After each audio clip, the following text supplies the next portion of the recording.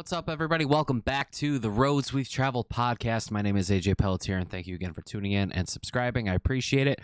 I've been getting a lot of kind messages from a lot of new viewers lately, so I want to thank you all very much for that. And guests as well too, just writing me very, very nice messages. Saying how much the show means to them and everything. So let's keep it up. Please tell your friends to subscribe and check out the show if they have not already. I work very hard on the show to give you guys content and everything like that, and bring new guests as much as I can to talk about their stories as well as my own. So again, thank you very much for the kind messages. I do appreciate it. But yeah, please make sure to subscribe. We're available on all major podcast networks. We are now available on Audible. So if you have an Audible subscription, you could check out the show on Audible. The Roads We've Traveled podcast. Check us out on YouTube and all that great stuff. But other than that, things are good. I'm actually on vacation this week, so I'm enjoying a staycation. So my cat's in the background right there, just chilling out. But anyway, yeah, just catching up with friends and checking on my my mental health and everything, and making sure that I'm taking time for me. So. I hope you guys are doing the same too. So please, as a check in with yourself, check in with your friends, check in with your family, as much as possible. So, let's get into today's episode. Today we are talking to new guest, Kyle Muenzner. I probably got it right in the actual episode, and I might have just screwed it up there, but I do apologize to Kyle. But Kyle is the lead singer of New York band Mangled. And he was on Blue Rivera's Blue Presents a podcast. He reached out to me, said he wanted to be a guest on the show and talk about his upbringing, his struggles with mental health, and how he brought his struggles into his music with Mangled. So Kyle was really, really a great guest, very nice and outgoing and super fun and great to talk to. I'm glad he came on the show and reached out and everything. I'd like to have him back, but let's get right into it. Here is episode 37 of the Roads We've Traveled podcast with Mr. Kyle Muenzner. Check it out.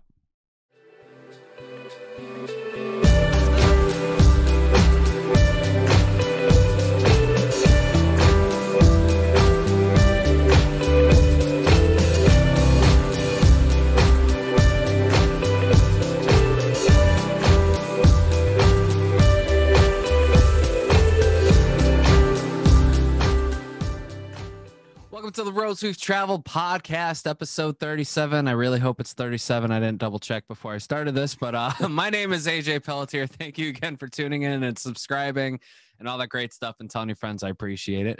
I got a new guest on today, lead singer from the band Mangled, Mr. Kyle Muenzner. I hope I got that right. Perfect. Oh, awesome. Yes. Kyle, what's going on, man? Hey, not much. Thank you again for having me on. I said it a few times already, but thank you. Absolutely, man. I love having new guests on the show and getting to know them on a personal level. It's just great to, get new guests. Like I said, the show's been taking off a little bit more here and there, like word of mouth. And I've been getting more and more messages from people saying, hey, I love what you're doing. Like, would I be eligible to be on your podcast? I'm like, absolutely. Like, come on. Dude, that's such a good feeling. That really is. Yeah. So how's life been during this whole crazy 2020, 2021 pandemic for you? Man, it's been both good and bad. If that is really a mixed question. Yep. I think the bad, to get that out of the way, is just kind of like the uncertainty and being away from my family. I'm a really family oriented guy. And that was really challenging. There was a lot of Zooms, I hear you, man. I mean, like, for me personally too, like you said, family oriented and stuff like that. I'm close to my family and not at the same time. Like I've said on this podcast plenty of times, my dad and I aren't really as close as we used to be. We talk here and there, it is what it is. But I love my mother. I love my mother to death, and I love my niece. I love my nephew. I love my sister and my brothers. But it was just really hard to be away from them until like the vaccine was out and everything. Like, talking to my mother on the phone, just wasn't the same, even though she Yeah. calls me still every week to check on me and everything, which is always nice. But, getting to see my mother and hug her again was just very emotional after Oh yeah. not being able to do it for a year because you're just so afraid of getting her sick because she's in her late 60s already and retired. You don't want to, Yeah, sick or anything. and having to carry that guilt if that were to happen, Yeah. I mean, it's unfathomable. Right. And the isolation alone too for our parents. Like I said, my mother is retired and she's also legally she's blind. She could see to a point, but like she has trouble like with her peripherals or whatever. And like Mhm. so anyway, long story short. Yeah. But just being isolated at home for that amount of time too, like not being able to like go to the grocery store like how she would do every week or go to the Yeah. bank or anything. Like my brothers and my sister had to like do everything for her and she was just like going nuts herself and trying to stay as positive as she could be too, you know what I mean? So Indeed, indeed. And did she have grocery delivery by her at all?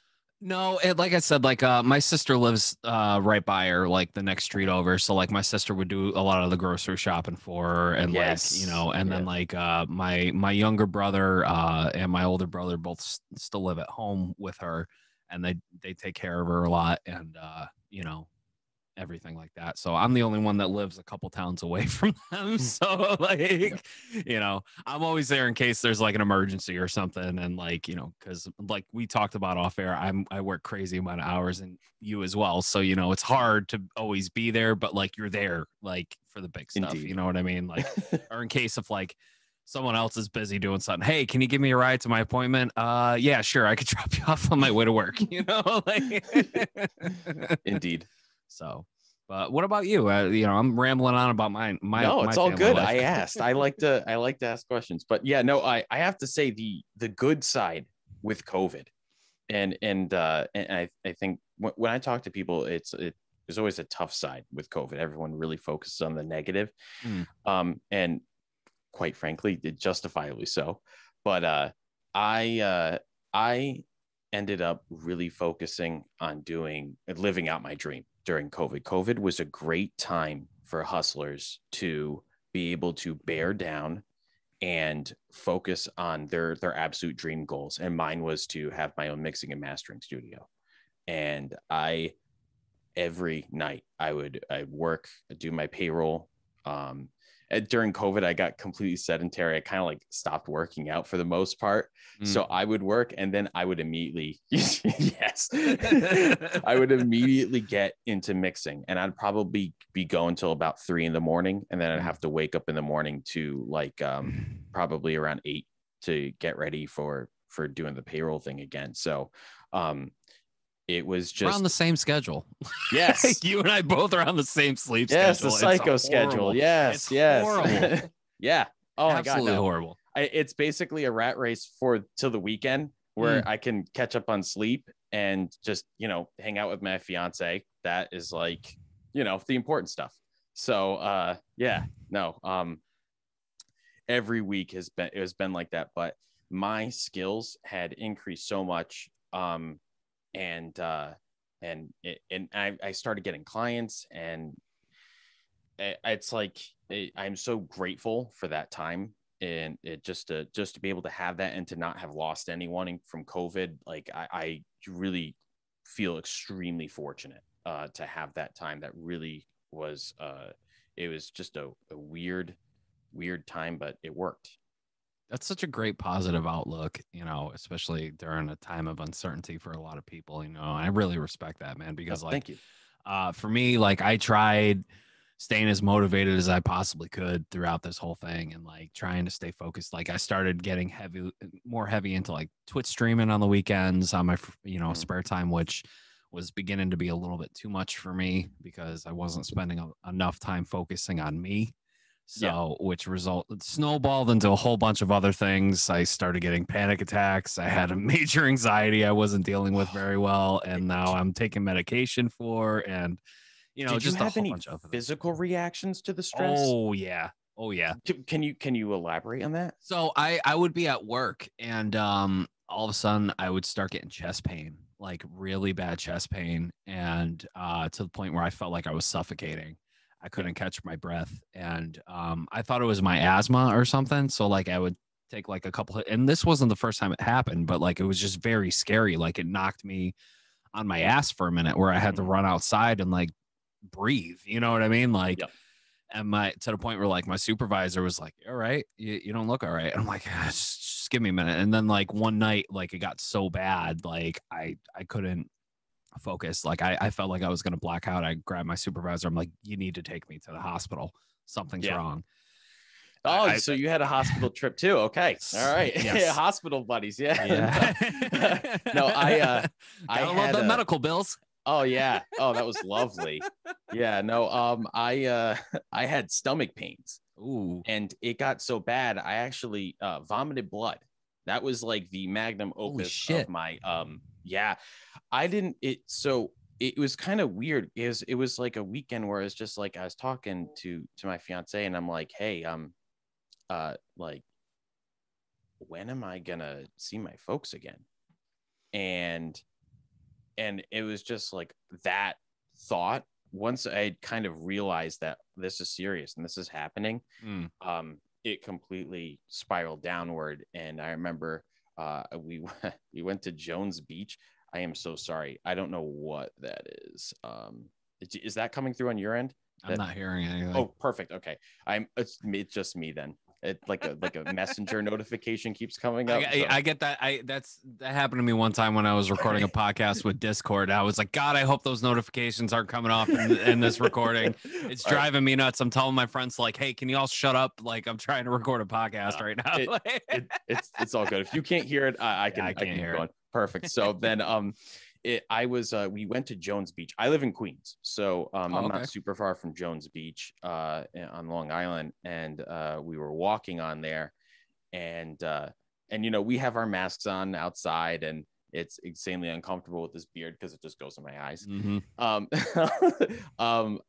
We were walking, all of a sudden my stomach just started killing me, and I'm like, we got to go home, and I'm like, oh, maybe I just need to eat something or whatever. I'm hungry. Bam, threw up blood like right away. I'm like, all right, cool. We're going to the hospital. And that was a sweet $5,000 bill. Oh my God. That's horrible. I was in the hospital for like an hour. Oh, I was in the hospital twice, 2 nights in a row. Because I think I said it on the last crossover I did with Blue. But I'll just tell you, the first night I went was the night my supervisor took me to the hospital, and I guess there was something going on with my esophagus too. They wanted me to see a GI. I haven't seen one yet because I just can't afford it right now. So, and I've just been eating Tums like Skittles. So, which is very bad. Been there. So anyway, I did all that. They're like, do you suffer from like anxiety or stress and depression? I'm like, all of that. Yes, absolutely. And they're like, you most likely had a panic attack. So I'm like, oh, okay. That's new. Let's just add that to the, checklist of like things wrong with me. So they gave me Pepsid at the hospital, and then they gave me, I forget what else they gave me. It was probably Motrin or something. Pain. And I went home that night. I felt like I got hit by a truck. Like my chest was still bothering me. But I slept. I woke up the next morning. 80% of my body was covered in hives. Yep. I was like, what the fuck is this shit? And I immediately got some Benadryl. I was taking Benadryl like candy all day, like trying to help. Just so zonked out from the Benadryl and, feeling like dog shit all day. And it got to the point at the end of, I had to take a Meprazole too, because they told me to take a Meprazole. Yeah, I took that too. Yeah. Made it worse, by the way. Really? That made it worse. So my lips started swelling up. Like I looked like I just got Botox and everything. Like, the Benadryl wasn't working. So I was like, okay, it's time to go back to the hospital. Went back to the hospital. Checked in. They're like, okay, what's going on with you? I was like, hey, I was here last night. You guys gave me some meds and told me to take some more when I got home, but I'm like breaking out in hives and I'm getting allergic reaction. They're like, oh yeah, like, what's going on? I take my mask off. They look at my lips. They're like, oh my God. Okay, let's get you checked in. Let's Good times, yes. so the doctor looks at me and she's like, Jesus Christ. Like, can you breathe? Are you breathing okay? I'm like, Yep. yeah, for now. Like, can we like try to do something about this before something else happens? So she looked at the rest of my hives. She looked at my lips. She gave me a massive steroid and another 50 milligrams of Benadryl. And I was so zonked out after that. I was like, oh my God, I'm just going to lay here for like an hour. And just like, Yep. so by the time she came back and checked up on me, like the swelling went down, everything. She's That's like, okay, good. we're going to send you home. We're going to prescribe you some steroids for the next week. Keep taking the Benadryl. Don't take any Pepsid. Don't take any omeprazole because there's a very good chance you're allergic to it. And I'm like, Yeah. Okay, cool. Awesome. It's honestly crazy how stress affects you physically. It's really, really wild. Yeah. Like it could have been that too. And like I went and saw an allergist and told him all that because I was just like, I want to find out what the hell is going on. I'm like, what the hell am I allergic to? Yeah. Not allergic to anything, apparently. Yeah. Had all the tests done and everything. And I'm like, what the fuck is this? Straight up stress. It's gotta be stress. It's gotta be. Such is the way. I mean, it's kind of an unprecedented situation that will hopefully never go through again. Yeah. So, fingers crossed. Yeah. So after that, I started talking to my doctor and told her about all that. And she was like, hey, we're going to put you on some Lexapro. You're going to start seeing a therapist here in the office. And we're going to go from there. Sound good? I'm like, perfect. Yeah. But therapy was extremely beneficial during COVID. Yeah. I've been a few times throughout my life, and I am such a proponent of therapy and having that third, outside party perspective is just sometimes so helpful on recentering. So what led you to go to therapy the first time? Because like I've been to therapy a few times myself throughout life, and definitely this new time around has been helping me out a lot. But what was going on in your life that led to therapy? So the first time I was like 19 years old, and I was like I was just a like insanely insecure human being at that time. I like really discovering who I am, and I kind of I would, being able to look back, I'd probably say I was just like is probably a lot of like toxic masculinity, definitely like over macho-ness, like, oh, I can only be angry, I can only be super happy, and like that's it, and like repressing like a lot of just like normal healthy emotions and stuff like that, and kind of being able to process that and going to therapy. Actually, really weird, like every time I've gone, I go for like a few months and then stop. That's it. So I'll go for a little bit and I'll stop completely, because I feel like once I have it figured out why I'm there and what needs to get corrected, it's a lot of self-work at that point. It's like going to the gym or anything like that. Like you have to exercise that muscle on your own once you figure out what the problem is. And therapy is really, for me, is just helping figure out like what's wrong. Sometimes I just don't know. I just know I'm off. I can't function. I got to go. And like, cause I just need outside help figuring it out. So once I kind of put that together, I stopped going, and I was like, all right, I need to I need to be more human. Clearly, like, it's, you have to express other emotions and things like that. And it's super weird and not correct to just be like two things all the time. People are more complex than that. I had, trying to think, when was this? I mean, the second time it was more or less with my ex, and I'm not going to air her stuff out there. That wouldn't be correct. Yeah. But definitely I ended up going again during COVID, and basically just kind of like for stress management, things like that, because I was just a complete mess.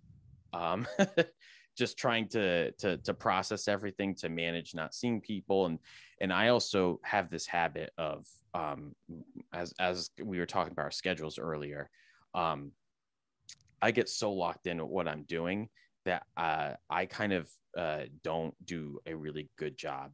Well, no, I do a terrible job of maintaining my outside relationships, and I totally disappear from everyone, because I'm like once I commit to something, I go, I'm 100%, I'm all in, but it's like tunnel vision and nothing else exists around. And having those other relationships is all about maintenance and like checking in and letting people know that you care about them. Right. And I am god awful at that. I really am. I'm really bad at that. You and I both, man. Like we were saying before, like I've been really bad with 2 jobs and all the other projects I'm currently working on. Like you said, tunnel vision. Like I'm just go go go go go go all the time, to the point where like I don't talk to like a lot of people in my life. Like you said, like I've basically disappeared as well too. That's why I was like, okay, I'm taking this week off, and I just hit up a bunch of people. I'm like, hey, I'm still here. Like, I haven't forgotten about anybody. I've just been super busy. Hey, let's get together and let's do something now. You know what I mean? Like, I'm free this whole week. You pick a day. Let's meet up. Like, let's go to a brewery. Let's go hiking. Whatever. So, and I'm excited for it. I haven't seen anybody in a while. So Yes. No. And that stuff, that's what life's all about. Having those relationships and and growing with those people. I really believe life is all about relationships. I don't know if you know Devin Townsend, but if he had this live show called the Retinal Circus. And it was the first time I ever heard that phrase, that life is all about relationships. And he had basically, it's like a show, and like he had the songs kind of like strung together by this narrative. And Steve Vai, a famous guitarist, was narrating and basically describing everything. And at one point he said, life is all about relationships. I want to say it was maybe like right before the song Life or Kingdom. It was a song I liked, one of them. But I was like, wow, that I found that to be so profound. And to this day, I still just parrot that, because it's so true. If you think about every single good moment you have in your life, it is really sharing it with the people around you. And that has completely changed my worldview. True. I definitely agree with that too. But you also got to be happy with yourself too, to enjoy those moments even more. You know what I mean? 100%. And that hopefully goes with just being comfortable with yourself and just growing as a human being, which when I was 19, I was just not there. So I feel like I was a late bloomer with that stuff. Like things really didn't click, and I didn't really understand what was important until I was about 22. I was engaged at 22, and that was the worst mistake of my life. So yeah. I can totally understand. I ended up I met my ex-wife when I was 22. So yep, I totally get it. It happens. Yep. And you learn, hopefully, and you move on, and I certainly did. And man, I am in such a better place altogether. And I have, no regrets on how anything went down. Just was what it was. That's awesome, man. Like, how old are you, if you don't mind me asking? I am 31. Oh, I'm 34, so we're not Nice. that far off from each other. Nope. Very cool. I'm 1990. Nice. So, what was growing up like? Since we already like dipped into the mental health a little bit, like what was growing up like for you, or where did you grow up? I should say. So I grew up in Norwich, Connecticut, and I went to Catholic school till I was 6. I moved to Greenwich for a year, then moved back to Baltic and went back to that same Catholic school. And it is no longer around. It was St. Joe's of Norwich. They ended up closing. And this statement will pretty much say everything. I was not sad about it closing. And it is absolutely shaped by religious views, my worldviews, everything. That whole experience did all of that. It was awful. It was awful. I was the weird kid. I got picked on relentlessly. I had one friend. He moved away, And then no one wanted to be friends with me after that. That totally sucked. So I did not have friends from 4th grade until high school. Jesus. In school. Yeah, it was bad. Very bad. I got picked on a lot. Not fun. I learned a lot from that situation. I think it also set me on the path of like where I was when I was 19. I think that was definitely a nice little layup or alley-oop for that situation. So it was what it was. I mean, being able to have that experience though, I do think has made me a stronger person now. Back then, obviously not very helpful. And as a kid in your formative years, that's not good. My home life was fantastic. And I do have to say that's probably what helped me through. My folks are like, I can't imagine better parents. Like, I just can't. They were so good to me and my sister, and they still are to this day. They are so involved, and they're going to be great grandparents. If I'm ever able to have kids one day, that would be awesome. So yeah, I had a super awesome home life, but school was terrible. Yeah, school kids are fucking awful, man. Like I got bullied on a lot throughout my years. I had a couple good friends growing up here and there that you know, moved away, and then, you know, things got harder in high school for me a little bit. Like I was just getting bullied all the time in high school. I think I was high school was so much better for me because I found wrestling. Oh, there you go. Wrestling was like that was the sport I always wanted to do. And then it was like, oh, wait, you're allowed to do this. You're allowed to throw people around. And I was, yeah, I'm into this. And yeah, I could work really hard. And I think wrestling was the sole reason I really got through school and really gave a shit about school. Absolutely. That like athletics for some people, like programs like that keep kids engaged in the academics. Without that, I just wouldn't have cared, and I wouldn't have wanted to do it. We didn't have any wrestling or anything. I wasn't an athletic kid at all. That happens. Yeah, I went to a tech school, and you know, I tried out for soccer freshman year, but did not make the team at all. So, and I wasn't, you know, too broken up about it. But yeah, no, it was just more trying to find myself while getting bullied and picked on a lot. And my parents were going through their divorce through high school, which made it even worse. So, like, you know, trying to escape from a home life where, you know, your parents are separating, trying to, you know, get away from that only to get picked on even more, you know, and like I feel even more isolated in an environment where it shouldn't be like that at school. You know what I mean? It was just not great. So like I had to see a therapist and everything. I was constantly thinking of suicide and everything like that. And it was just I think I was the happiest one graduation. Like I passed by like the skin of my teeth senior year.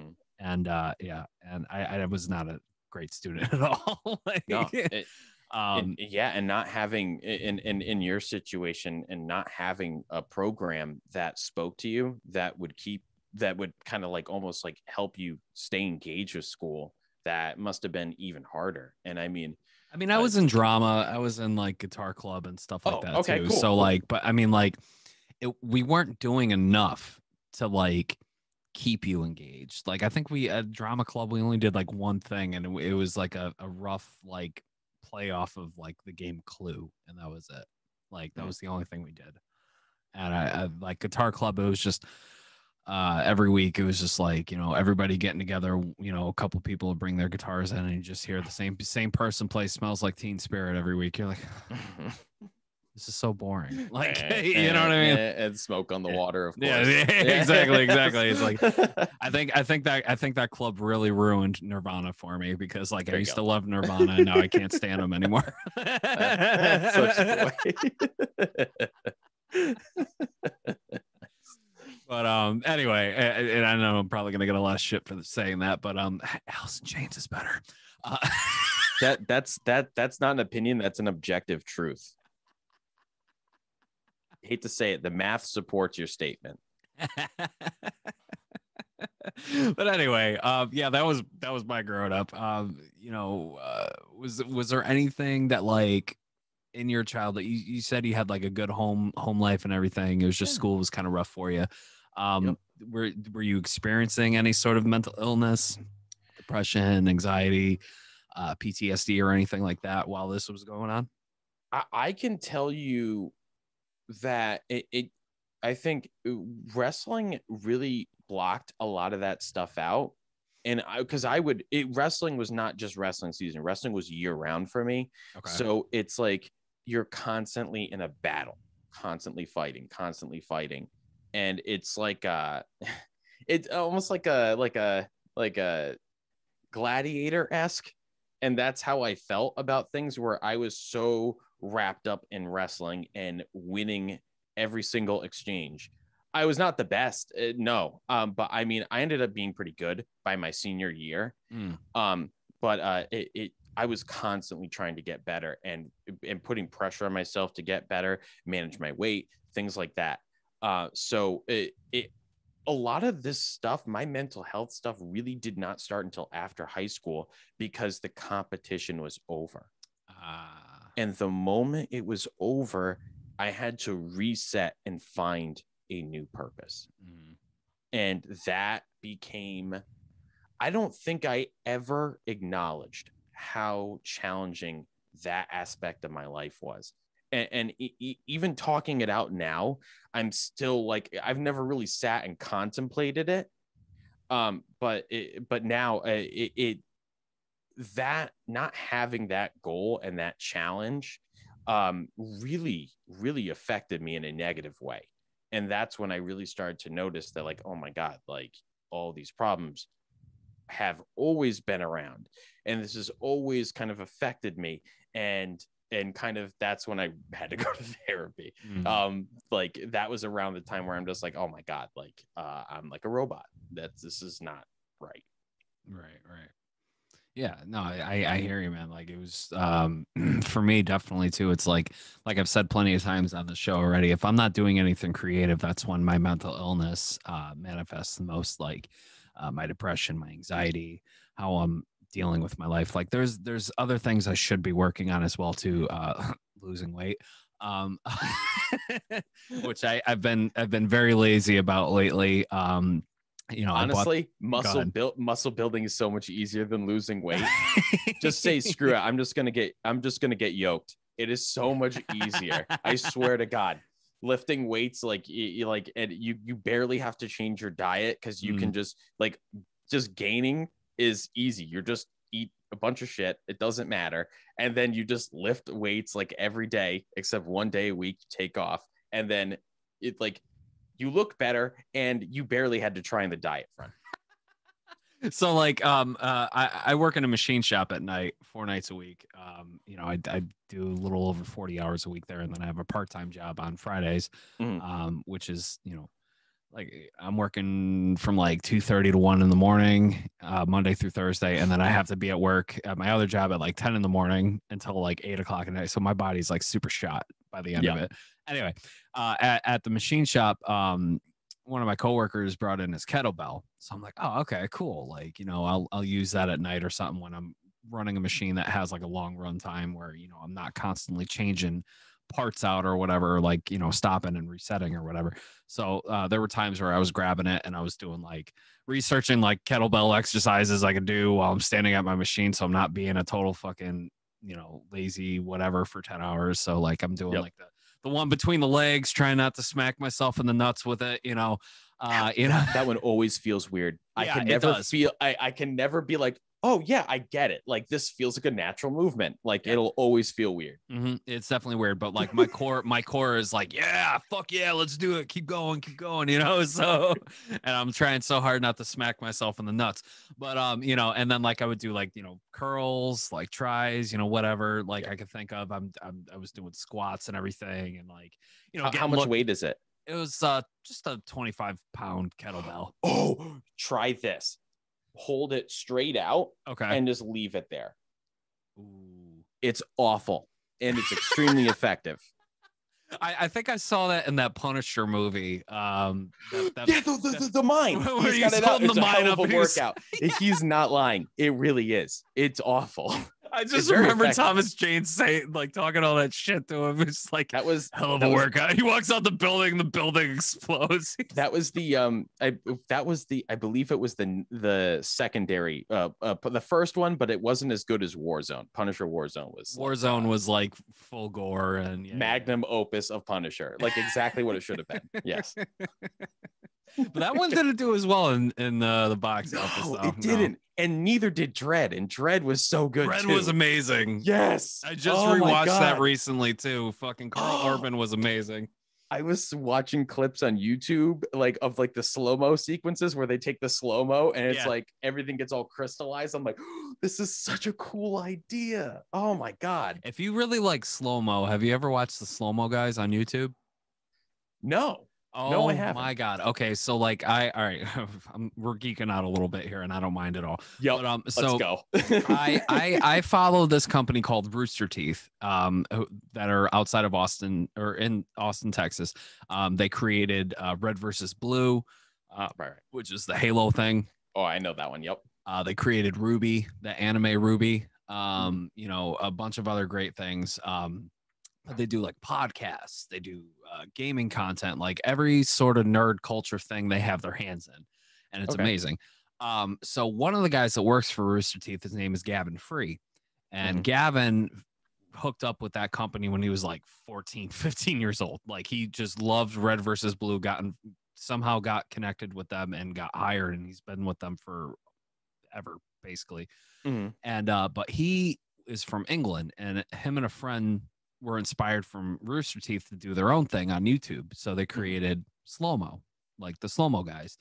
Well, they didn't create slow-mo, obviously, but like they started experimenting with slow motion. Yeah. They started experimenting with slow motion. So like he started high velocity cameras, right? Is that what they're called? Yeah. Oh my God. Like he's got like a Phantom and like all these crazy lenses now. Like if you see his setup and his rig now, it's insane.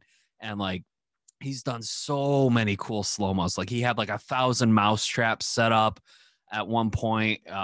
Like in like he had his stunt, or not really stunt guy, his friend Dan, his buddy Dan would jump on it and like appointed stunt set guy. them all off all at once, all in slow motion, like just like crazy shit like that. But then they do cool shit like glass breaking at like you know 200,000 frames per second or something crazy like that, and like water impact stuff, water impact, surface. Yep. They do like color sand explosions and like just crazy shit like that, and it's just so like I get ASMR a little bit, but like just seeing those visuals, it's just kind of relaxing. Yeah, you know, like you just zone when you watch it. You're like, ooh, this is hitting a part of my brain where it's just tickling it. Like this is what acid must feel like, you know, like like taking acid or something. I had a friend tell me about an acid trip, and I'm just like, this is why I am so square. Like I could never do anything like that because like I first of all, I'm a rule follower. Never met a rule I didn't like. Man, oh man, I love the rules. Like especially during COVID. You were the line leader in class, right? Like you led the line. No, I was never cool enough to do that. No, but in the grocery store, like when they have the arrows, they were like telling you like where to go. You better believe I figured out my route throughout the store so I could do it exactly the way they said. And I got so aggravated when I saw people going the other way. It would drive me insane. Yes. I'm like, do you not pay attention? You know, like I'm screaming in my mind, like, because I don't have the balls to say it to their face. You know what I mean? But I'm just like, what the, you know, screaming under my breath. So I am a firm believer that some confrontation is good. Okay. And when we did not know stuff about the pandemic, I was like, you know what? If I come off like an asshole or a jerk, you know what? We're in the middle of a pandemic. We do not know what we are dealing with. And when people would go the wrong way, I would say something out loud. I'm like, oh, I guess we just don't care about going wherever it is. Not like we're in a pandemic or anything. Like I would have no problem saying that out loud when I would be walking by people, just because it was like, you know, at what point, like they're like the same people that throw trash on the ground, They're the same people that don't use their blinker when they drive and drive selfishly. And it's really sad that you see so many of that type of person continues to get made. And like, when are they going to stop producing that model? Because no one likes that model. You're right. Like, when is it going to stop? And it's selfish, ignorant people. And is it a society thing? Is it something that we do wrong on the setup of everything? I mean, we don't live in a perfect society, so very, very possible. Or is it like a nurture thing? I mean, like, look how we handled this pandemic. It was supposed to be about everyone should be looking out for each other, but everyone feels so entitled and like they're more important than the next person. That when it came to the whole situation about wearing masks, you know, I feel like if they phrased it differently, it probably would have worked better. But the whole thing was like, put a mask on to protect the person next to you. Everyone's like, well, fuck that person. Like, you know what I mean? Like that's or they're like, oh, well, I didn't get sick from it, so it's not a big deal. Yeah. And it is very self-centered mindset that I don't think is unique to America, but I think it is extremely bad here.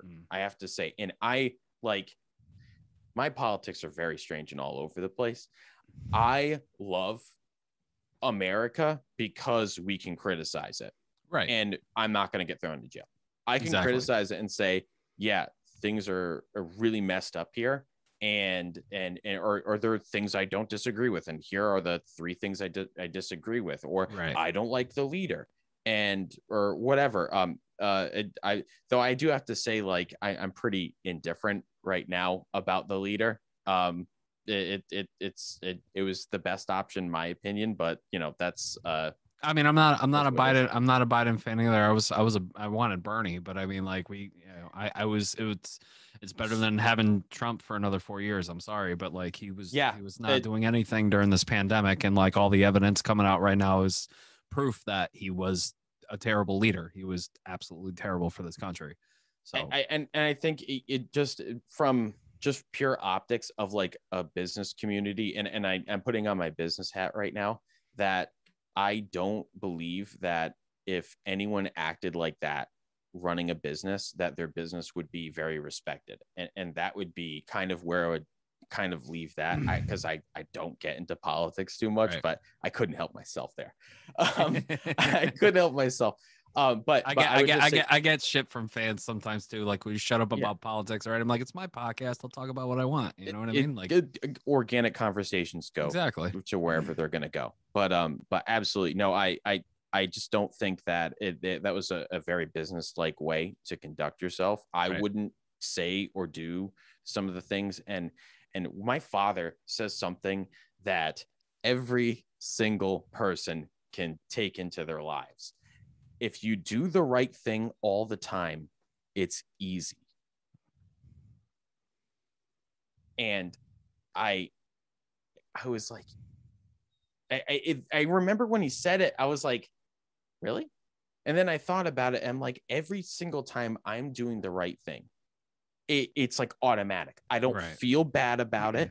I don't have to look over my shoulder like, oh, like, what did I do? Or am I doing something wrong or anything like that? If you're doing the right thing, it's always easy. The path of least resistance every time, doing the right thing. Right. No, you're absolutely correct on that. You know, it's just a shame that a lot of people's versions of the right thing are so diluted. You know what I mean? And like, I hadn't even considered that. Yeah. You know, unfortunately, it's just, you know, it's a lot of people think they're doing the right thing, and they just can't be told any different that they're not doing the right thing. You know, such is the way.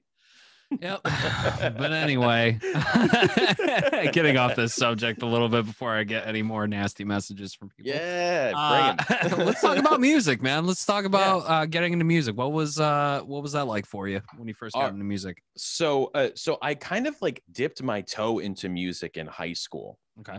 And I remember the initial group I had. It was one of my closest friends today, Dylan. I got into a project with him and someone else that I don't talk to anymore. Unfortunately, I actually tried to reach out to him, but I think he's like does not like me. Whatever. I I started that. Basically, we didn't really write anything, and I didn't really know how to use a program, and that's where I got into my first digital audio workstation, or DAW, and it was Cubase, an earlier version of Cubase. And Cubase, like if you've like, have you ever been into and like a DAW like any type of DAW? So like I used to be a singer in a band called In the Red, and I was also a singer for Devil Inside before Blue joined. Okay. So like I've been in the music scene for a while. I was never the recording guy or anything Okay. like that. My bass player was. So like I'm familiar with Cubase, I'm familiar with Logic, Pro Tools and everything like that. I just never used it personally. Of just watching these guys use it. You know what I mean? So right. So then you understand when you're looking at it and just starting from absolute nothing, because that's what we did. We didn't have anyone in the group that had known how to use it. right. We'd basically gotten it was like a M audio interface. And I actually gave that to my cousin a few years ago. And it came with we got a pre-Sonus interface, and it actually had a number of channels. It's actually a pretty nice interface. And it came with a free, like the base version of Cubase. And going into that for the first time, going into a DAW like that, it is professional software. That's what it is. And so it's not meant for people that have never seen it before to try to figure it out. So it ended up being just like so much time of just learning how to do the most basic of functions. And I didn't really understand YouTube as a resource at that time. And YouTube was still kind of like in the earlier days. So it was limited. So like you really had to go to forums and things like that to really find the information that you were looking for. So that project really was just like collectively as a group, us kind of learning how to use Cubase. and we wrote hot garbage. So that was lovely.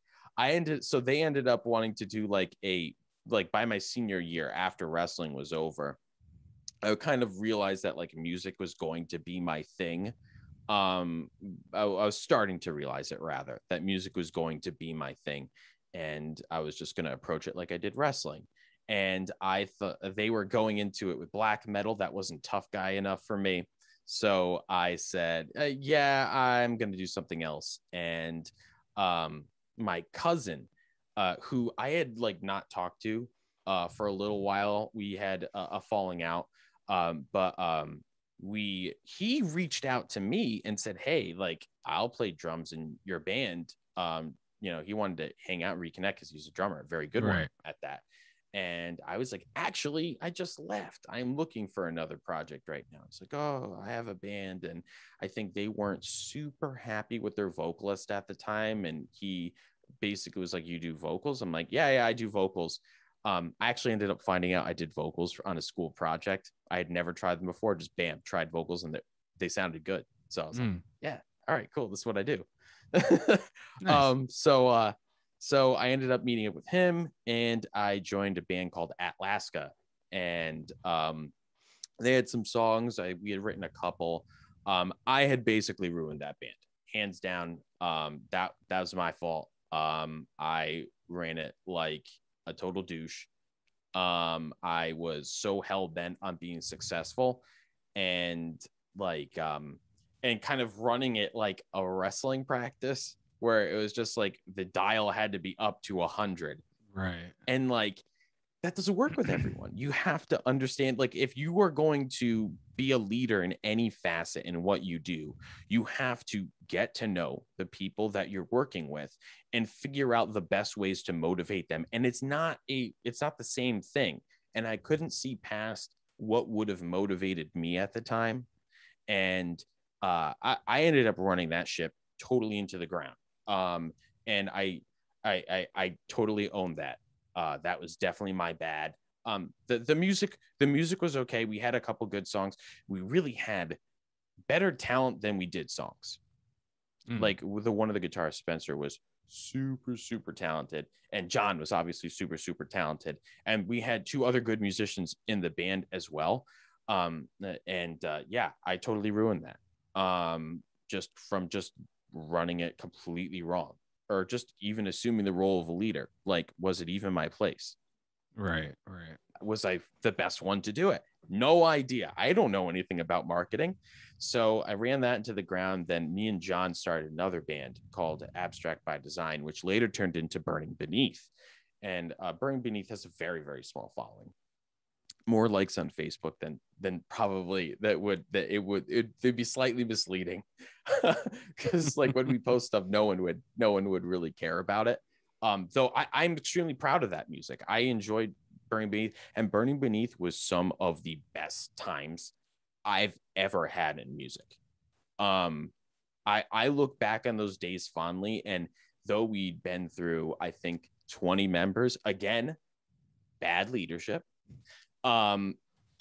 Basically, that was some of the best times of my life. And actually, fun fact for any music fans, any extreme music fans, Ben Dure was the vocalist of Burning Beneath back in the day. That's actually how he met Chris Wiseman, and that's how they started Shadow of Intent. Very was cool. Through a show that they played at through Burning Beneath. They met each other at the French Club. Chris was in a band called Look to Orion, and I remember watching Chris, and he was no offense to this is not a shot at the other band members he was with. This is a praise of Chris. Chris was clearly the most talented person in the band there. And I would also say at 16, Chris was the most talented musician at the whole show. It was obvious. Like, holy crap. I remember that I was playing guitar in Burning Beneath at the time, and I was just like, Jesus, that kid is gonna be something. He is super good. And yeah, oh my God. So that's how they met. And then, years later, Shadow of Intent was born. Nice. That's amazing. Yeah, cool little factoid for all the extreme music fans. But so basically Burning Beneath had a bunch of people in it, and I had slowly kind of like wore out my welcome with that, and Burning Beneath kind of fizzled when I was briefly unemployed. I was working at Dunkin' for a bit, and I quit on the job one day. The manager there was trying to think of the most diplomatic way to say this. Just unbalanced. And there was just, there was a day I was probably caught in a bad day, and she was doing the stuff she normally did.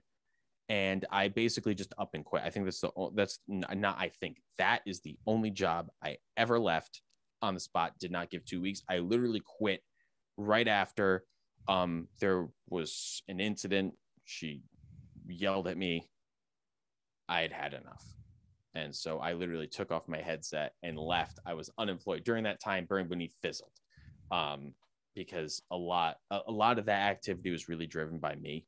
And financially, I pushed with Burning Beneath a lot. And without the money, things just, I couldn't do shows and couldn't do anything like that. And it just kind of fizzled. So, that was that. So then, I feel like I'm talking a lot. No. Okay. All right, good. So from there, I ended up meeting, I ended up going to Foxwoods, and I kind of, the music stuff slowed down a bit. I was working there for a bit. And then I kind of really focused on audio production again. And I ended up getting a different interface, an M audio interface, and it came with a it came with a limited version of Pro Tools. So I learned Pro Tools on that, and I wasn't very good, and I kind of didn't understand much of anything, but I learned how to track, and I learned how to program drums, which unlocked so many doors for me. Learning how to program drums changed my life, because now I'm like, oh my God, I can actually compose music now. Right. So with that, I did like a joke project for a bit because we were able to produce something. We never finished the song that we did. It always stayed like crap. It stayed in the demo, but it was like, oh man, I'm going to try writing for Burning Beneath. And I ended up kind of between that, I ended up getting married, and then I moved. I bought a house, set up a studio in there, got things really rolling. The move, I was focused on doing a lot of like the fixing up of the house. But once that calmed down, I started working on music again and writing for Burning Beneath. And it was like I'd been using an 8-string guitar for a long time. I ended up switching to a 6-string, and then I ended up really like composing like the music that I had been thinking in my head. You know what I mean? Like sometimes like you have ideas and like there are things that you want to do, but you don't really know how to play them. So I was basically kind of like recording note by note to basically compose everything. And then I would learn it on the fly. There's actually a song I wrote that was it's still above my skill level. We never released it or anything like that. We actually ended up never using it. But that experience taught me so much about programming MIDI bass, MIDI drums, recording guitar, and doing like lots of different crossfades and things like that.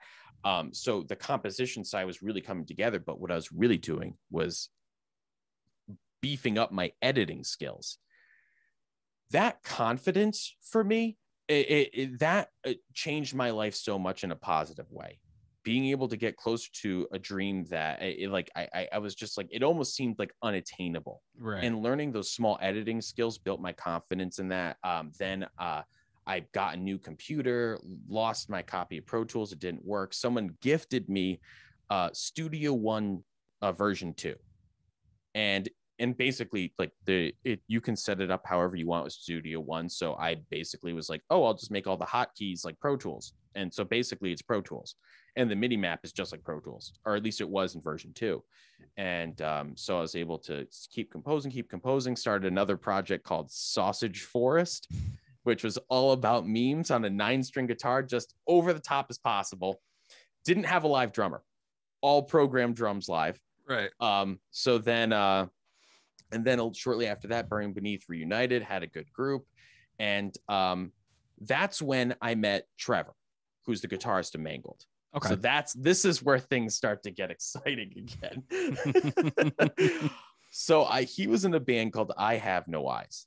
And some of these names, man, I'm sorry. Like some of them are like dude, that is the local metal scene. Is just like, I Have No Eyes, fantastic band. I filled in for them once, and I love their music. I'm so into their stuff, and I listen to them still. That's awesome. I enjoy them a ton. But I recognized I really liked Trevor's writing. And him and I had a lot of similar tastes in music with like Frontier, Tony Danza, things like that. Like a lot of like the more frenetic, dissonant sounds with just like super, super heavy, obnoxious breakdowns and things like that. Right. And I was like, oh my God, Trevor was awesome. And I never thought he would want to be in a project with me. Then one day, out of the blue, this is after I had gotten divorced and I had moved to the city. I ended up meeting the love of my life out here, and I was willing to drop everything and move to be with her. And I don't regret that at all. That has worked out so well. That's awesome. And I ended up and so he ended up sending me a song. It was like, this is classic Trevor. Do vocals on this. That's all he said. He literally sent me the file. It was like, you should do vocals on this. And I was like, all right. And so in like a couple hours, I had written the whole song. And in the co-op, because we used to live in a co-op when I first moved out here, I would have to like talk the lyrics out. So I had already, and I had bought a Mac and I switched it over to Logic, and I still use Logic to this day. So I had, by that time, I really like that process really helped me learn more about tracking and doing basic editing in Logic. And I had basically had to speak the patterns out with the lyrics. So I'd be like, trying to think like, I'm a monument. And then like, and like listening back to the vocals, it's so cringe. But they made it so when I did track, I could track quickly. And I found that it was actually a good method to save my voice. So I ended up tracking the song, sent it back to him. He loved what I did. Mangled was born. There you go. On that moment. And that song was Mazkill, for anyone who cares to know. Our first single, that's what he sent over to me. And yeah, it was like, ever since then, it was just like, feed it to me, and I'm able to like take his stuff and just make it work. It just clicks with me, and it feels like very like my first instinct is the right one, like every time. But that stuff, we just really have a good vibe going. So I definitely checked out Layers because I wasn't familiar with Mangled until you got in contact with me. So I wanted to check you guys out. Definitely a little heavier for my taste, but I definitely enjoyed it. I was, like, holy fuck. Like, I was not prepared for it at all. And I was like, all right, I dig it, So right in the beginning, right? That's the one, that's the part that gets everyone just like, geez. And like, because I had that same reaction when he first showed that to me. I'm like, God damn, like what? That song, if you don't mind, I'd really like to talk about the lyrics of that song. Absolutely. That song is written about the idea of if you could take everything you didn't like about yourself and physically pull it out until it, formed another being.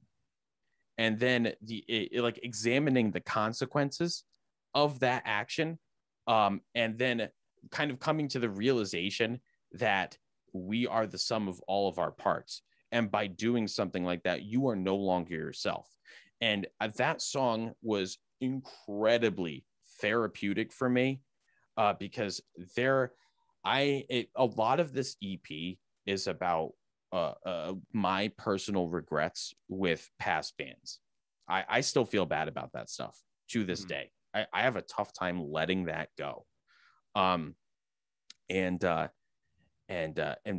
Really after writing this EP, I was finally able to just start to let it go. And that even that's a process. Right. And there are times I still feel bad about, running things wrong, doing things wrong, letting everyone down. Being able to have these songs really about this stuff and written in a way I'm extremely proud of. That was so therapeutic for me. That it's almost like one of those things where you don't even realize the ramifications of what you've done until it is already complete. By doing that, I was immediately able to start letting go of that stuff. And Layers is a huge part of that, because there's just times I'd be up at night and I would just be like, I wish I could undo those things. I wish I could change those things. And, but all that stuff has made me who I am now. Right. So in a way, if I were to undo those things, I would, in essence, I wouldn't have grown. And that song really examines that very, very closely. My therapist says this a lot, especially like, cause I connect so much on that, where I'm very hard on myself, and I regret a lot of things that I've done in the past too. And she noticed, she picks up on it, and she's like, you're very hard on yourself. Like, why is that? You know what I mean? Like, you can't change anything that's been done in your past. There's just no way to do that. But as a way to move forward is to, forgive yourself. First and foremost, forgive yourself for it. And if you want to reconnect with these people, is to definitely express your sorrow, or if they've hurt you in the past or anything, is maybe forgive them too. And I'm like, well, it's easier said than done. She's like, I know it is, but it's very cliche, but it's also a way for you to heal too, and to move on with your life. I kind of want to ask you a question. Sure. don't you feel that forgiving yourself is the hardest part of that? Without a doubt. Without a doubt. Definitely. I mean, like, as I've done things that I'm not proud of, and like, I've embarrassed myself a few times, and whether under the influence or just saying something stupid, and just like I said a few weeks ago on a podcast that I saw a friend I haven't seen in a while who owns a comic book shop, and I forgot I called him the wrong name, and it just irritated me so bad in the back of my mind for like a week straight. Like I am so bad with I can't names. I can't go back to that comic book store. I've known this guy for a long time. I can't believe I called him somebody else. You know what I mean? Like stuff like that just like bothers me so much, and I'm like, it doesn't even matter. Like, he gets it. He knows I'm stressed out. He knows I'm tired. Whatever. You know what I mean? Like, why is this bothering me? Just let it go. I can't even explain why stuff like that would bother one, and because I feel the same exact thing, and I have to say, like in some of like the networking groups that I was in, like if I don't, I found that when I don't regularly say someone's name, and like I would have a tough time with it. Even people like I've known for a while, like physically not saying their name enough, right, made me forget it. And it always made me so uncomfortable. When I'd be on edge, and I'd almost have to be like, how do I, like, even names I knew, right, people I really knew, I would doubt myself. And I would have to I would be under so much stress to just somehow navigate the conversation without ever saying their name. And and I'm like, oh my God, like this is so I would be like, oh my God, I am just killing myself with the stress over this. Like, this is ridiculous. Yeah. Yeah. The guilt like that it's like, I don't, it's like, it's kind of small in the grand scheme of things, right, but stuff like that will make you lose sleep. Oh yeah, without a doubt. Oh yeah. It's not healthy at all. Oh my God, no. No, it's not healthy at all. And I've been getting better at letting things go and forgiving myself, and That's awesome. just dealing with. Plus, Lexpro helps a lot. So right on. And hey, good little sponsorship. A little bit of that legalized marijuana too. So CT's legal now. Yay! Smart move on the tax front for sure. It's about fucking time. Oh my God. New York legalized to get everybody off Cuomo's back with the scandal. I was like, oh my God. I was like, everybody was on Cuomo about this, and I'm sorry, like he what he did was extremely fucked up, and they should not let that go. But I just found it amazing how fast he was like, hey, let's legalize marijuana. Like, so that I honestly I found that fascinating, because you go into the expectation that government is always so slow and things always take so long to do and blah blah blah. But when people are truly motivated, it is amazing how fast stuff gets done. And you can apply that same logic beyond the government. You can apply that to our own lives. It is amazing the things that take us forever to do. Right. When we are truly motivated and truly driven to make it happen, it will amaze you how fast you're able to do it. It truly is. That's truth right there. And I think that's a good way to bring it home now. You know what I mean? Like, yep. that's definitely a good way to end it. But let's talk about some plugs. Let's plug your band, plug your music, plug your engineering, and then I'll do some of my own plugs, and then we'll talk up here. Sound good? Okay. Yeah, absolutely. So the band is Mangled. We just released our single Layers. We also put out last month, we put out Mazkill. Both are available on BVTV. Just a quick thank you to Eric DiCarlo for shooting Mazkill, and Sean Bowes for doing all the CGI for Layers. Both those videos came out absolutely fantastic, and Danny Russo for mixing and mastering all the songs. He did such a good job. This was pre my like I at the time he mixed this, I could not have put out a product like that. And still now I look at his mixes as a benchmark for my own, and I learned so much from him. So thank you, Danny Russo. That's the best way to do it. Absolute man.